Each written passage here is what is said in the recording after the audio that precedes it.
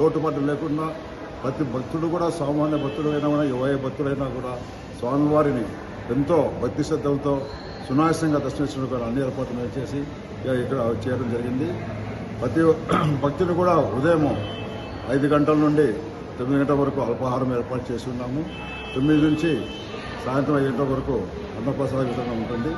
మరి సాయంత్రం 5 నుండి రాత్రి 9 వరకు అల్పాహారం కూడా ఏర్పాటు చేయడం జరిగింది.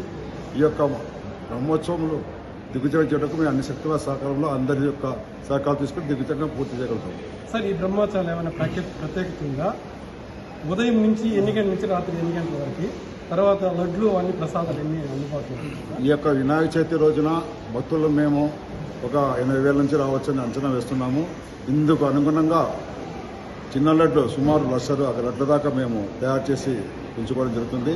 అవసరమైనచో ఇంకా 20,000 కూడా ఎక్కువగా తయారు చేయడం కూడా మేము ఏర్పాటాన్ని పూర్తి చేసుకున్నాము. ప్రతి భక్తుడు కూడా లడ్డు ప్రసాదం కానీ, ఉచిత ప్రసాదం కానీ, అన్న ప్రసాదం కానీ అందరికీ అందేట్టుగా మేము ఏర్పాటు చేస్తున్నాము. ఆర్జిత సేవలు సార్, ఆర్జిత సేవలు ఈ యొక్క బ్రహ్మోత్సవంలో 21 రోజు అన్ని రద్దు చేయబడినవి. ఎటువంటి ఆర్జిత సేవలు ఉండవు. స్వామివారికి ఉపాధిదారులు మాత్రమే అభిషేకం చేసి ఆ తర్వాత దర్శనం మాత్రమే ఉంటుంది. దర్శన సమయం సార్, దర్శనం వచ్చేసి వినాయక చవితి రోజు తెల్లవారుజామున 3 గంటల దర్శనం ఏర్పాటు చేయడానికి మేము సంకల్పించినాము. మిగతా రోజుల్లో 5 గంటల నుంచి దర్శన భాగ్యం ఉంటుంది. రాత్రి 8 గంటలు నైట్ వినాయక చవితి రోజు భక్తులను బట్టి ఆ యొక్క అవసరం బట్టి రాత్రి 10 వరకు కూడా స్వామి దర్శనం ఏర్పాటు చేసినప్పుడు అందరికీ కలిగించడం కూడా ఏర్పాటు చేస్తున్నాం.